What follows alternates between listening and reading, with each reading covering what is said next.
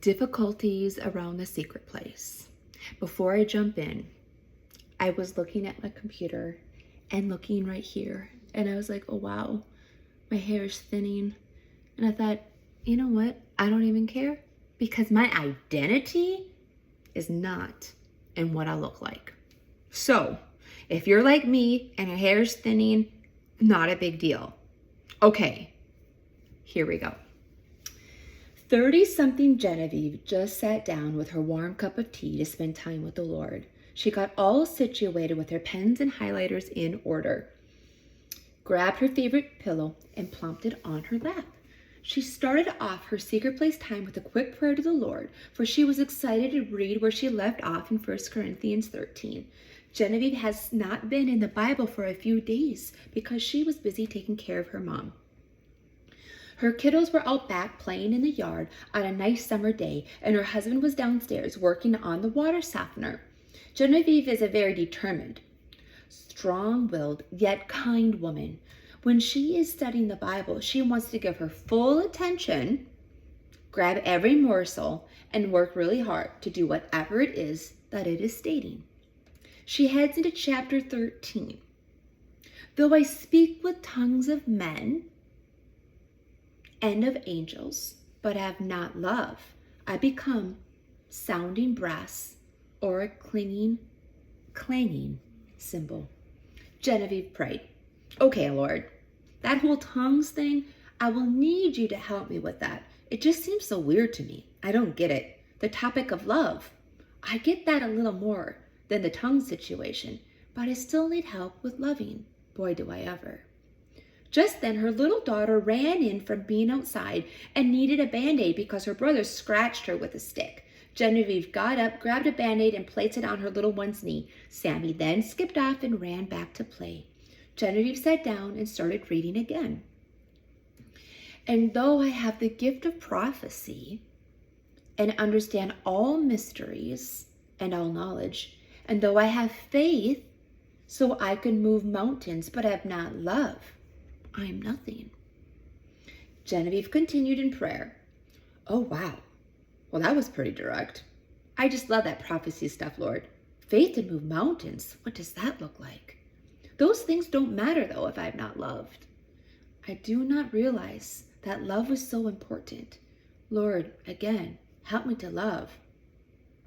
Just then, her husband came up and grabbed a soda and started talking about how they will need a brim tank, which will cost $300. She tries to reply lovingly, but comes off a little short. Okay, whatever. The husband then goes on a little more about if they should replace the filter to the water tank as well. Genevieve's eyes grow a little larger, and she slowly breathes out a breath and says, let's just talk about it later, as annoyance is brewing inside of her. The hubby agrees and heads back downstairs. Genevieve starts reading once again. And though I bestow all my goods to feed the poor, and though I give my body to be burnt, but have not love, it profits me nothing. Jesus, Genevieve says, I should have given some money to that guy in the street corner the other day. I'm sorry. Genevieve's mind then starts to wander left and right due to the various bills they have coming in. She shakes her head and refocuses. Lord, I know you got our finances. Help me to know this and to surrender this fear I have around money. She goes on in her prayer. My body getting burnt. What the heck does that mean? Regardless, I need to love. Crazy to think I could give all my things to the poor, but if not loved, I am nothing. Wow.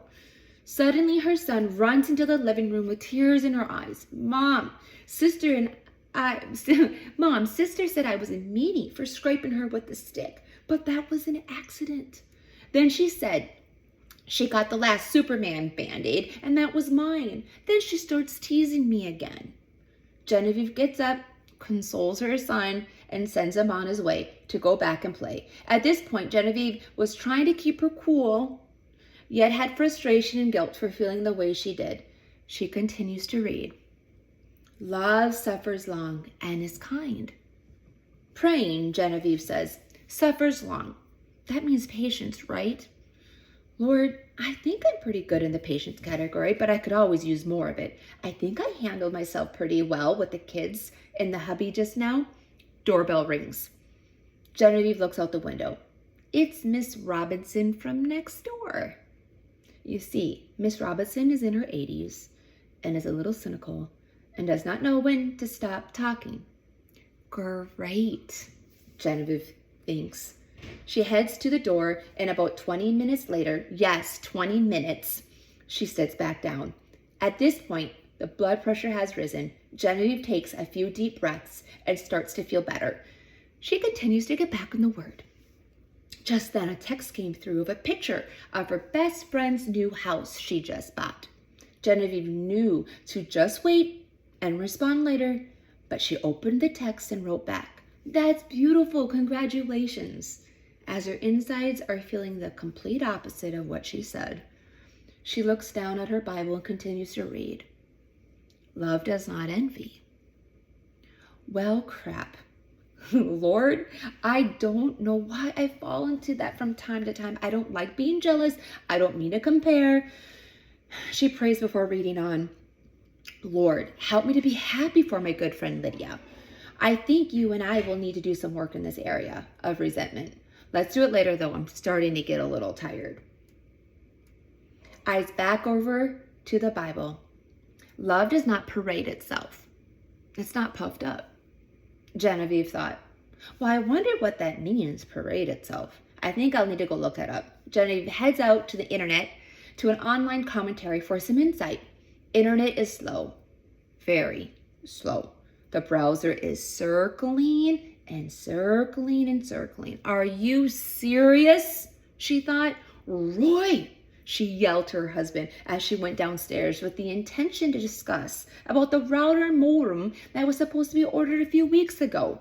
Suddenly the kids came in from the backyard, and Genevieve knew it was best to pick up on that conversation with her husband later. She headed upstairs feeling pretty irritated and worn out to just trip over her son's toy truck he left out. She loses it. Dylan, how many times have I told you to not leave your trucks out, Sammy? How many times do I have to tell you not to tease your brother? Roy, I've asked you to replace that old router. How many times? Genevieve's body tense. Headache is starting to form, and anger is definitely present. She sits down with much irritation and once again reads. Love does not behave rudely, does not seek its own, is not provoked, thinks no evil. Tears start to swell up in her soft green eyes. She cries to the Lord, I always seem to mess up. What in the world is wrong with me? Her cry turns heavier. I seem to do this every time, Lord. I'm sorry. I'm sorry. Please forgive me. The Lord's presence thickens. He softly says, Oh, sweet one, you are good. You're good. Of course I forgive you, Genevieve. I know you're balancing a lot of different things. Motherhood is tough. Keeping your marriage unified takes a lot of work. As of now, I know money is not flowing in as much as you would like. Work is stressful and your mom is sick. You knew the importance of confiding in me and reading the word, so that is what you did, to just get lovingly interrupted a few times. It makes sense. You got a little tense. We just got to work on managing the frustration when it rises. I will teach you. The next time this happens, you get interrupted when you spend time with me, just lovingly ask Roy to take care of the kiddos for an hour. Kindly share if there's anything he needs to talk about. If he could wait till you're done spending time with me, that'd be great. You could tell Dylan and Sammy the same thing. If someone stops by, gently tell them you are spending time with Jesus and to come back later. I love you, my sweet daughter. You are doing good. I got you. We will work through this together.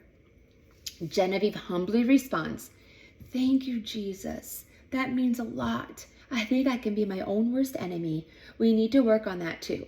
I guess there's a lot we need to work on, as she smiles tenderly. Please help me to be gentle with myself as you are gentle with me. Genevieve then prayed a little longer as her and Jesus worked on some roots to why she struggles with guilt and shame so much. They also talked on parenting as well. They finished with going over the plan one more time on what to do if distractions come while Genevieve is doing the secret place. The plan was made up of setting boundaries and, of course, loving the ones in front of her as well as herself.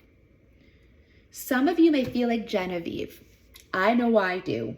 In her case, distractions and beating herself up was her struggles around the secret place. There could be many reasons on why either entering the secret place and or staying there can be difficult. We will address 20 of these hardships as well as some solutions to these complications now. So that was a little bit of my book. And then, like I said, I do a list out 20 reasons on why the secret place, that time with the Lord, could be difficult. And then I give solutions around them. So that was a little bit of my book. Maybe that validated you or comforted you. All right. Bye, guys.